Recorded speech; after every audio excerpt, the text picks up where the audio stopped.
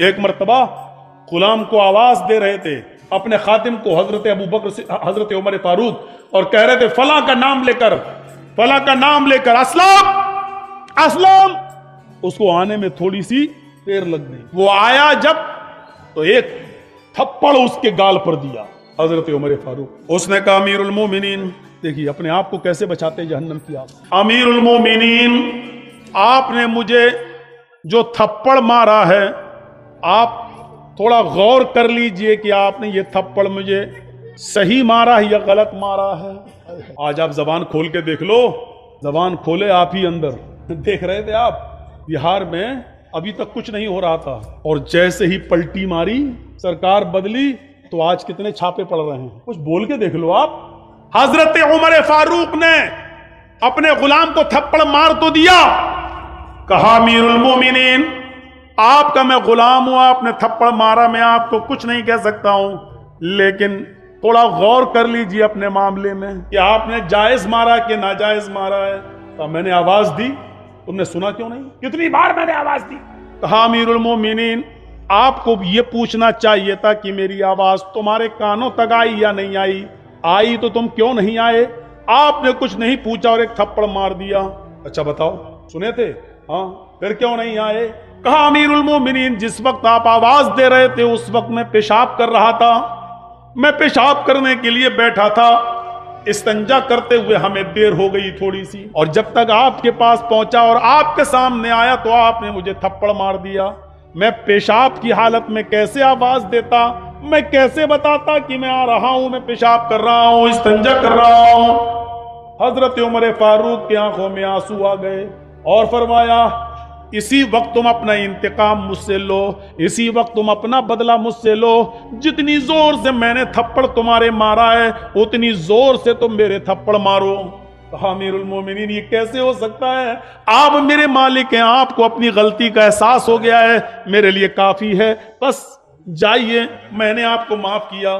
حضرت عمر کہتے نہیں، اس دنیا میں تم مجھے اس لیے معاف کر رہے ہو کیونکہ میں تمہارا مالک ہوں اور تم میرے غلام، تم میرے خادم ہو، اس لیے مالک سے انتقام نہیں لینا چاہتے ہو. لوگ کیا کہیں گے؟ نہیں، تمہیں اسی دنیا میں مجھ سے بدلہ لینا ہے، کل قیامت کے دن میں تمہیں بدلہ نہیں دے سکتا. اگر میرے پاس نیکیاں نہیں ہوئی تو تمہارا گناہ میرے سر پہ لادا جائے گا، اس لیے تمہیں اسی دنیا کے اندر بدلہ لینا ہوگا. اور پھر زمانے نے دیکھا حضرت عمر نے اس کو مجبور کر دیا اور حضرت عمر فاروق کے غلام نے حضرت عمر فاروق کے چہرے پر پڑا اور ایسا کرنے کے لیے حضرت عمر نے اس کو مجبور کیا. لو تمہیں اسی وقت بدلہ لینا ہوگا. وہ عمر جس کی حکومت 22 لاکھ مربع میل پر تھی، وہ عمر جس سے پورا علاقہ کانپتا تھا اور تھر تھراتا تھا، وہ عمر ایک معمولی غلام کے ہاتھوں تھپڑ کھا رہا. ذرا تصور کیجئے، قو انفسکم، پہلے اپنے آپ کو جہنم کی آگ سے بچاؤ. اس طریقے سے اپنے آپ کو بچایا. حضرت عثمان غنی کے سامنے جہنم کے عذاب کا ذکر ہوتا نہیں روتے، لیکن جب قبر کے عذاب کا ذکر ہوتا تو ان کی آنکھوں میں آنسو آ جاتے، روتے.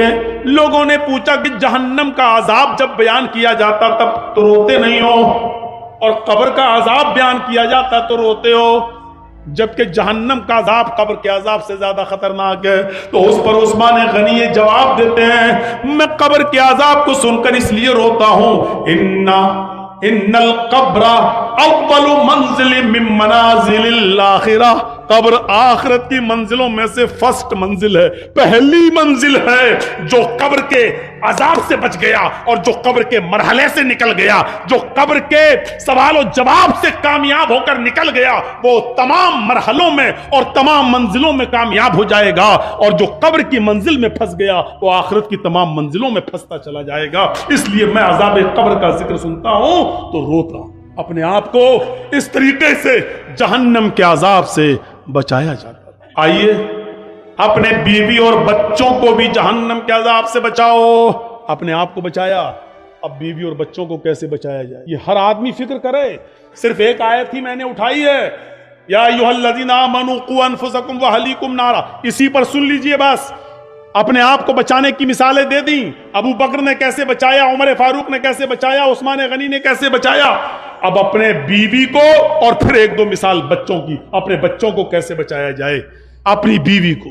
حضرت عمر فاروق کو ایک جنگ میں بہت سا مال ملا تھا، اس میں ایک بہت خوبصورت قسم کا دوپٹہ بھی ہاتھ میں آیا مال، اور جب وہ مال تقسیم ہوا صحابہ میں، جو لوگ جنگ میں گئے تھے ان میں تقسیم ہوا، اس ڈیوائڈ ہوا، تو وہ خوبصورت دوپٹہ حضرت ابو موسیٰ اشعری کے ہاتھ میں آ گیا، ابو موسیٰ اشعری کو مل گیا۔ تقسیم ہوا تو یہ ہوتا کہ ہمیں یہ دے دو، ہمیں یہ دے دو، ہمیں یہ ضرورت، تو جو جس پر سب راضی ہو جاتے تھے وہ دے دیا جاتا تھا۔ ابو موسیٰ اشعری کو خوبصورت دوپٹہ مل گیا۔ حضرت ابو موسیٰ اشعری نے وہ دوپٹہ یہ سوچا کہ میرے گھر میں تو بیوی نہیں ہے، اور میری ایک بیٹی تھی اس کی بھی شادی ہو چکی ہے، بہت دور چلی گئی ہے، اب یہ دوپٹہ میں اس کے پاس کہاں سے پہنچاؤں، اور میری بیوی ہے نہیں، تو میرے تو یہ دوپٹہ کسی کام کے نہیں ہے، تو کیوں نہ اس خوبصورت دوپٹے کو، کیوں نہ میں اس خوبصورت اوڑھنی کو، کیوں نہ میں اس خوبصورت دوپٹے کو، اس اوڑھنی کو میں حضرت عمر فاروق کی بیوی کو دے دوں۔ حضرت عمر فاروق کی بیوی کو وہ دے آئے، دروازے کو دستک دی، بیوی نے دروازہ کھولا، امیر المومنین تو ہے نہیں، فرمایا کوئی بات نہیں، مجھے ان سے کام بھی نہیں ہے، یہ خوبصورت دوپٹہ مجھے ملا تھا، اب میری بیوی تو ہے نہیں، بیٹی بہت دور بیاہ دی گئی ہے، اس کی شادی کر دی گئی ہے، وہاں تک تو پہنچنا ممکن نہیں ہے، لہٰذا یہ دوپٹہ میں تمہیں دے رہا ہوں گفٹ کے طور پر۔ حضرت عمر فاروق کی بیوی نے وہ گفٹ اس لیے لے لیا کہ اللہ کے نبی نے فرمایا تحفہ دیا کرو، تحفہ لیا کرو، اگر تم تحفہ دو گے تو اس سے محبت بڑھے گی، کوئی تحفہ دے اور تم نے قبول کر لیا تو اس سے بھی محبت بڑھے گی، کیونکہ دلوں سے کدورت ختم ہوگی۔ انہوں نے دیا، انہوں نے لے لیا، لیکن چونکہ امیر المومنین کی بیوی تھی اس لیے ان کو سوچنا چاہیے تھا کہ مجھے لینا ہے یا نہیں لینا ہے، کیونکہ میں معمولی عورت نہیں ہوں، میں اس دیش کے وزیر اعظم، پرائم منسٹر حضرت عمر فاروق کی بیوی ہوں، ان کی عزت پر کوئی آنچ تو نہیں آئے گی، لے لیا۔ ایک دن حضرت عمر فاروق جب دورہ کر کے شہروں کا معائنہ کر کے، گلیوں کا معائنہ کر کے جب اپنے گھر میں آئے تو بیوی نے یہ سوچا کہ چلو آج تو میرے شوہر گھر میں آ رہے ہیں تو اچھے کپڑے پہن کر میں تیار رہوں، اور وہ دوپٹہ جو ان کو بڑا خوبصورت دوپٹہ تھا، جو ایرانی دوپٹہ تھا، اس خوبصورت دوپٹے کو انہوں نے اپنے اوپر ڈال لیا صرف اس لیے کہ میرے شوہر مجھے دیکھ کر آج خوش ہو جائیں۔ آج کل ہماری عورتیں تو شادیوں میں جاتی ہیں تب کپڑے پہنتی ہیں، گھروں میں وہ کیسے رہتی ہیں، اچانک اگر پتی گھس جائے باہر سے آ کے تو چڑیل بنی رہتی ہے گھروں میں، پھر غصہ آتا آدمی کو، کم بخت میں تو اتنے دنوں کے بعد آیا ہوں، یہ چڑیل بنی بیٹھی ہے، اب کیا کرے گا وہ، غصے میں کہے گا طلاق طلاق طلاق۔ اس کی ذمہ دار بہت حد تک عورتیں بھی ہیں، جو میک اپ، جو خوبصورتی اور جو بناؤ سنگار گھر میں عورتوں کے لیے جائز تھا وہ کر نہیں رہی ہیں، اور باہر دیکھو کیسے بن کے جاتی ہیں کہ شرم سے سر جھک جائیں مردوں کے۔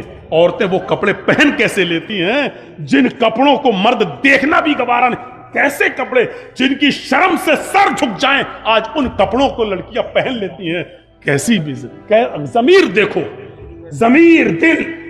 حضرت عمر فاروق نے جب دروازے کو دستک دی، خوشی خوشی ان کی بیوی نے دروازہ کھولا، حضرت عمر فاروق نے اپنی بیوی کے کپڑے نہیں دیکھے، سیدھے ان کی نظر اپنی بیوی کی اوڑھنی کے اوپر پہنچی، بڑی خوبصورت اوڑھنی، فرمایا اے میری پیاری بیوی، یہ اوڑھنی، یہ دوپٹہ جو تم اوڑھے ہوئے ہو، اس دوپٹے کو خریدنے کی میری حیثیت نہیں تھی، میری طاقت نہیں ہے، مجھے اتنی تنخواہ، اتنی سیلری بھی نہیں ملتی ہے کہ میں مارکیٹ سے، میں بازار سے جاؤں اور اتنا مہنگا دوپٹہ خرید کر تمہیں دوں۔ یہ دوپٹہ تمہارے پاس کہاں سے آیا ہے؟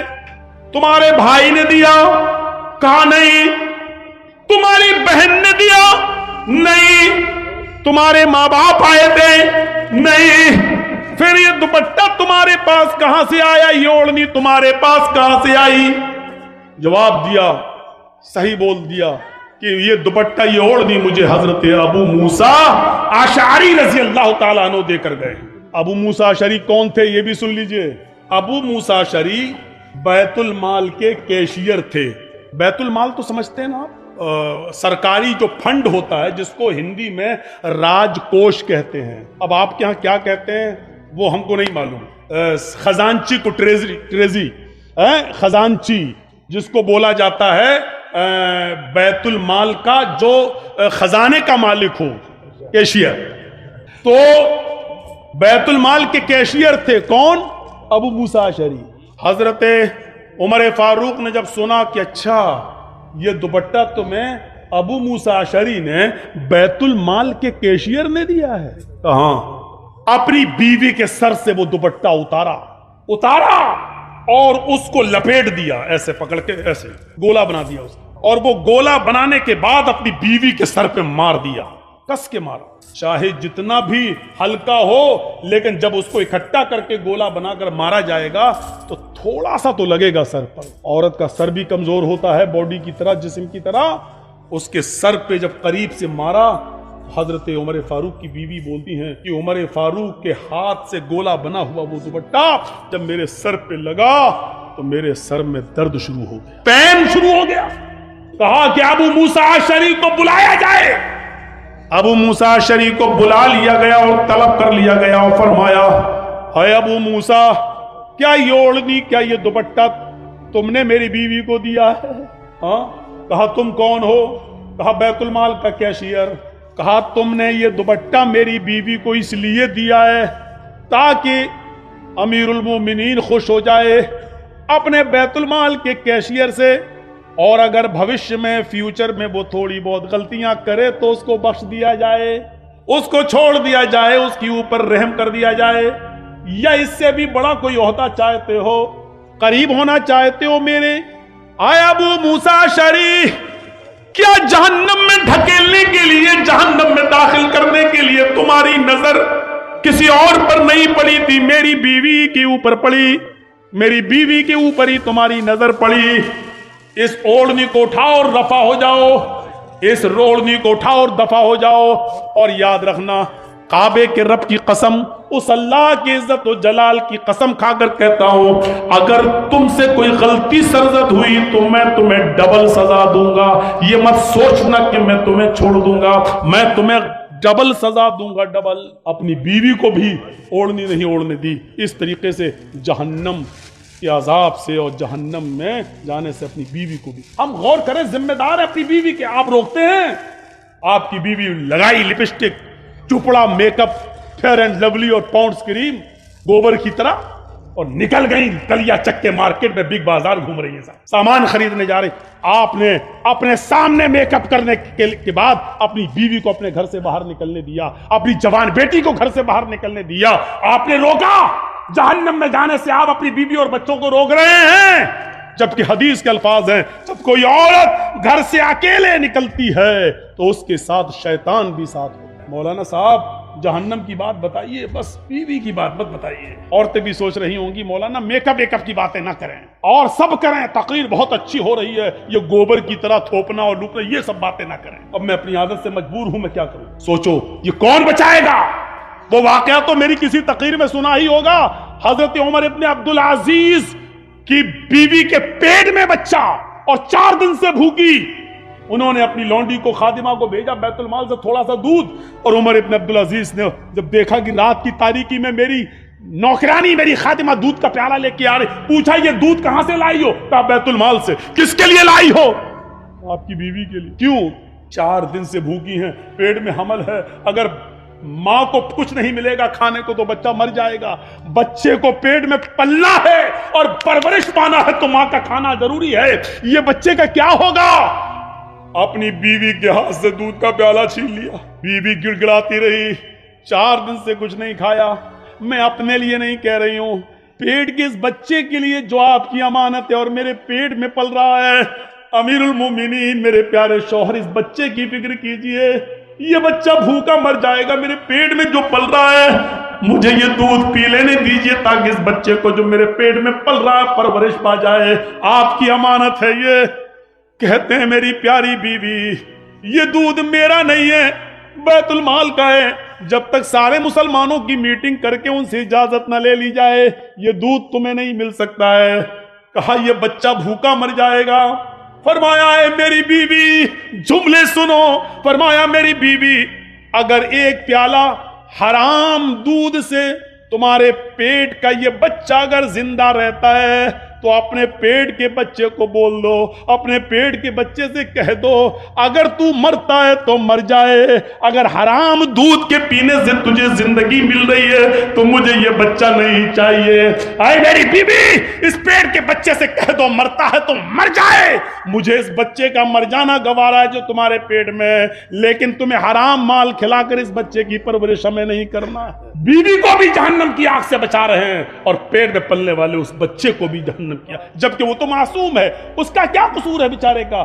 صرف تصور کرو, نہیں پینے دیا اور اللہ نے پانی ہی میں برکت دی, اور پھر وہ بچہ اپنے متعینہ مقدار پر پورے دن کرنے کے بعد, پورا پیریڈ کرنے کے بعد پیدا بھی ہوا, کیونکہ جو اللہ کا ہو جاتا اللہ اس کا ہو. تو اس طریقے سے بیوی کو جہنم کی آگ سے بچائیں. ہم غور کریں, اپنے گھروں پر نظر ڈالیں, آپ اپنی بیویوں کو جہنم کی آگ سے بچا رہے ہیں؟ اپنے بچوں کو بھی جہنم کی آگ سے بچاؤ, اپنے بچوں کو. ابھی آپ نے پوچھا رات کے 12 بجے بیٹا کہاں سے آ رہے ہو؟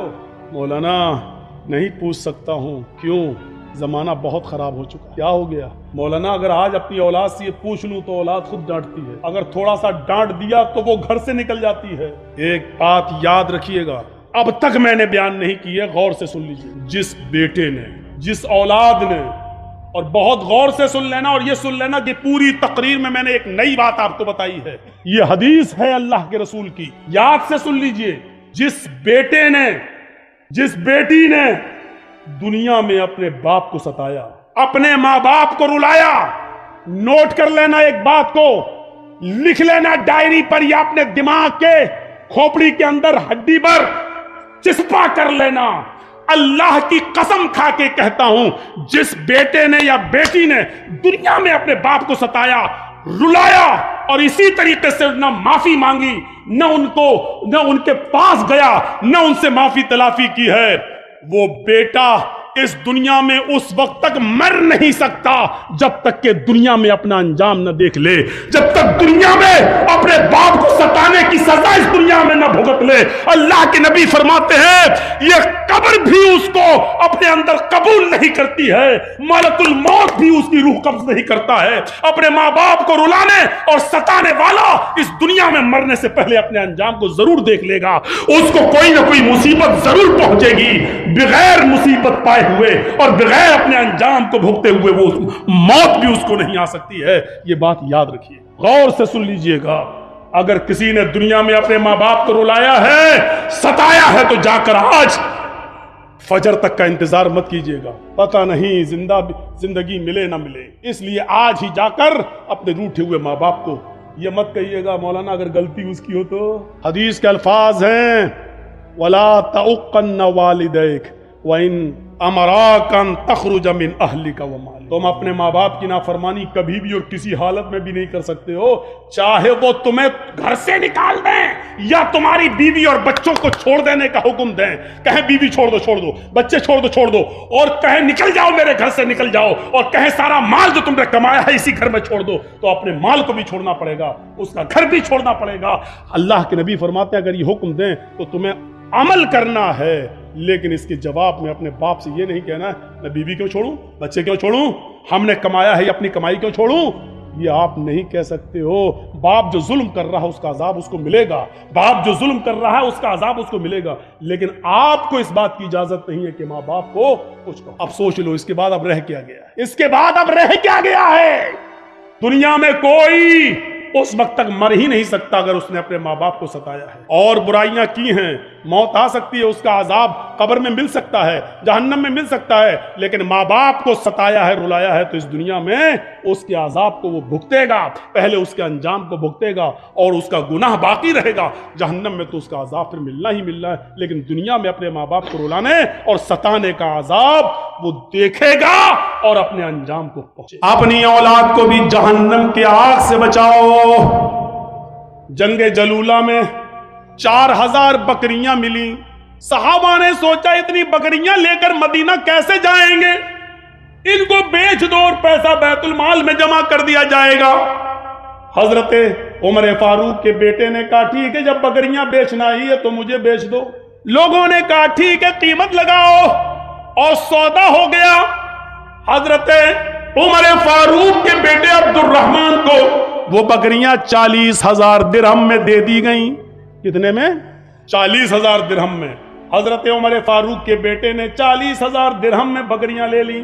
فرمایا گھر چلو، ہم 40,000 درہم تمہیں دے دیں گے۔ ایک نوکر متعین کیا اور فرمایا ان بکریوں کو لے کر تم مدینے آ جاؤ، تمہاری جو محنت مزدوری ہوگی وہ تمہیں مل جائے گی۔ بکریاں آنے میں 8 دن لگیں گے۔ 8 دن ان کو بھی پہنچنے میں لگے۔ جب یہ اپنے علاقے میں پہنچے، یہ 2-3 دن میں پہنچ گئے۔ بکریاں 8 دن کے بعد آئیں۔ حضرت عمر فاروق کے سامنے جب مال رکھا گیا تو 40,000 درہم بھی رکھے گئے۔ حضرت عمر نے پوچھا یہ 40,000 درہم بھی کیا میدان جنگ میں کافروں سے لوٹے ہیں تم نے؟ جواب ملا نہیں، ہمیں بکریاں ملی تھی، 4,000 بکریوں کو لانا یہاں دشوار تھا، مشکل تھا، اس لیے ان بکریوں کو میں نے وہی بیچ دیا، وہ 40,000 درہم میں بکیں۔ کہا 4,000 بکریاں 40,000 درہم میں؟ بس بچے تھے چھوٹے چھوٹے؟ کہا نہیں، پوری بکریاں تھیں۔ کہا کس نے خریدی؟ فرمایا آپ کے بیٹے عبد الرحمن نے۔ فرمایا 40,000 درہم میں یہ بکریاں نہیں ہو سکتی ہیں۔ لوگو تم نے میرے بیٹے کو 40,000 میں یہ بکریاں اس لیے بیچی ہیں کیونکہ وہ میرا بیٹا تھا، امیر المومنین کا بیٹا تھا، اس کے ساتھ رعایت برتی گئی ہے، اس کے ساتھ خاص توجہ دی گئی ہے، امیر المومنین کا بیٹا ہے اس لیے دے دو۔ نہیں ان بکریوں کو آنے دو، ہم اس کی دوبارہ نیلامی لگائیں گے، ہم اس کی دوبارہ بولی لگائیں گے۔ بکریاں آئیں، حضرت عمر فاروق نے ان بکریوں کو اپنے قبضے میں لے لیا اور بازار جب لگا تو ان بکریوں کو وہاں پہنچا دیا۔ پھر اس کی بولی لگائی گئی، لو ان بکریوں کو خریدو۔ ان بکریوں کو جب بولی لگائی گئی تو آپ یقین مانیے وہ بکریاں 3 لاکھ درہم کے اندر بکتی ہیں۔ 3 لاکھ درہم کے اندر وہ بکریاں بکتی ہیں۔ حضرت عمر فاروق نے 3 لاکھ درہم میں وہ بکریاں بیچ دیں اور 40,000 درہم جو ان کے بیٹے نے دیے تھے وہ 40,000 درہم ان کو دے دیے۔ یہ پکڑو اپنے پیسے۔ یہ 2,60,000 کا نقصان ہو رہا تھا، ان مسلمانوں کا ہو رہا تھا، مسلمانوں کے بیت المال کا ہو رہا تھا۔ یہ 2,60,000 روپے بیت المال میں جمع کیے جائیں گے۔